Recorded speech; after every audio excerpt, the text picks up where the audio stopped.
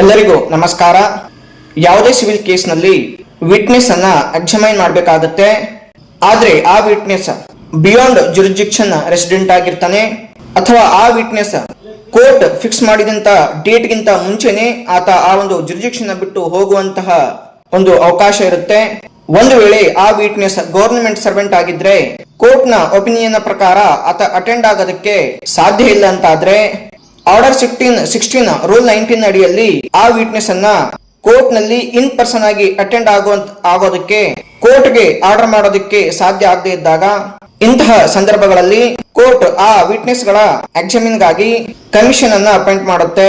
ಈ ಒಂದು ಪ್ರೊವಿಷನ್ ಅನ್ನು ನಾವು ಸಿವಿಲ್ ಪ್ರೊಸೀಜರ್ ಕೋಡ್ ನ ಆರ್ಡರ್ 26 ನ ರೂಲ್ 4 ನಲ್ಲಿ ನಾವು ನೋಡಬಹುದಾಗಿದೆ. ಈ ರೀತಿ ಕಮಿಷನ್ ಅನ್ನು ಅಪಾಯಿಂಟ್ ಮಾಡುವ ಹೊತ್ತಿನಲ್ಲಿ ಆ ಕೋರ್ಟ್ ರೀಸನ್ಸ್ ಅನ್ನ ರೆಕಾರ್ಡ್ ಮಾಡಬೇಕಾಗುತ್ತೆ ಮತ್ತು ಆ ಕೋರ್ಟ್ ಯಾವುದೇ ಕೋರ್ಟ್ಗೆ ಅಥವಾ ಪರ್ಸನ್ಗೆ ಅಥವಾ ಪ್ಲೀಡರ್ ಅಂದ್ರೆ ಅಡ್ವೊಕೇಟ್ಗೆ ಕೋರ್ಟ್ ಕಮಿಷನರ್ ಆಗಿ ಅಪಾಯಿಂಟ್ ಮಾಡಬಹುದು.